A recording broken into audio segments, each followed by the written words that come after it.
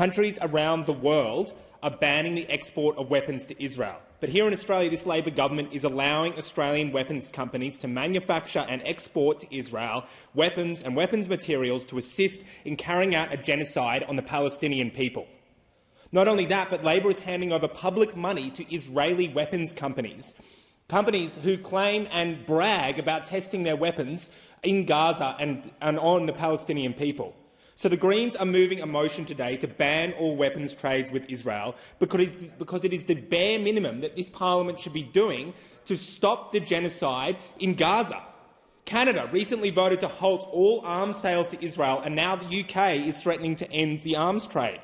They will join Japan, Spain, Italy, Netherlands, Belgium and many others in ending weapons exports to Israel. Countries that know to send weapons to Israel right now is to be complicit in genocide. But not this Labor government, a Labor government that has stopped aid funding to Palestinians for 48 days while they suffer under the worst famine. At least take some responsibility for it. The worst famine since World War II. A Labor government that temporarily suspended visas for Palestinians fleeing the killing. A Labor government that has taken actions against Palestinians but provided money, weapons and support to Israel. As we speak, Israel is laying siege to 3 separate hospitals in Gaza, with witnesses reporting carpet bombing from Israeli jets near Al-Nasser Hospital.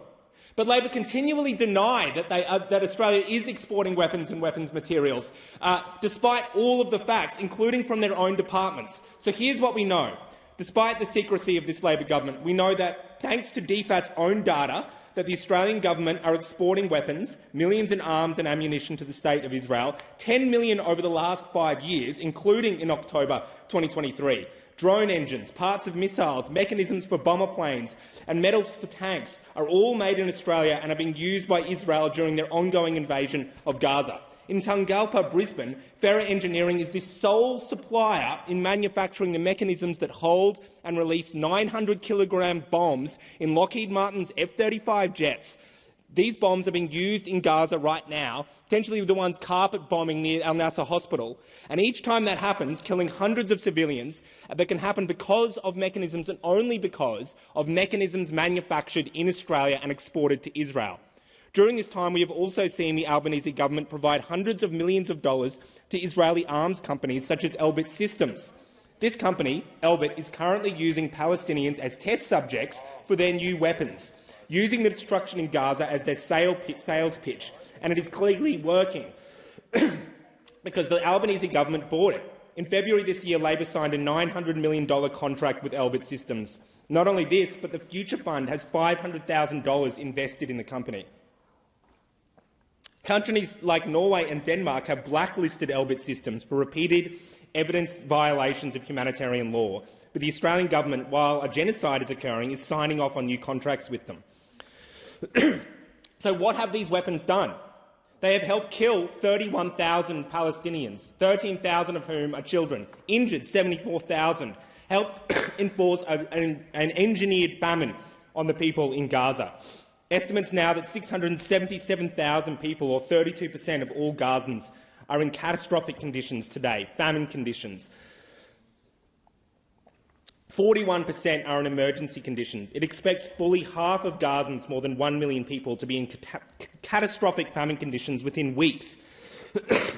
In all, 1.1 million Palestinians in Gaza, about half the population, are experiencing catastrophic shortages of food. Now, what we know is the consequences of this are not only potentially hundreds of thousands of Palestinians dead in the next few months, but we know there will be long-term consequences as well. Little children who survive starvation — this is from an article recently on the famine in Gaza — who survive starvation face lifelong deprivation. They tend to grow up to be shorter than their peers and suffer reduced intellectual capacity. The World Health Organization warns of an intergenerational cycle of malnutrition, whereby infants with low birth weight or undernourished girls grow into smaller and less healthy mothers. This is what Israel is enforcing, a manufactured famine on Palestinians in Gaza, and they are doing it with weapons and weapons parts exported from Australia. Now, if Canada and countries around the world can ban weapons trade with Israel, then why can't Australia? Like, this is the bare minimum that we could be doing right now. There are brave protesters attempting to stop the export of weapons from Australia to Israel, but they are being met with violence from Australian police. Australians are pretty sick right now of a government that can't even do the bare minimum to stop the killing of men, women and children in Gaza. And frankly, this Labor government has underestimated the public opposition to this. They have underestimated how angry and fed up people are, and come the next federal election, I think they will learn what happens when they give up all moral legitimacy and help fund and support a genocide in Gaza. Authorised by J. McCall, Australian Greens, Canberra.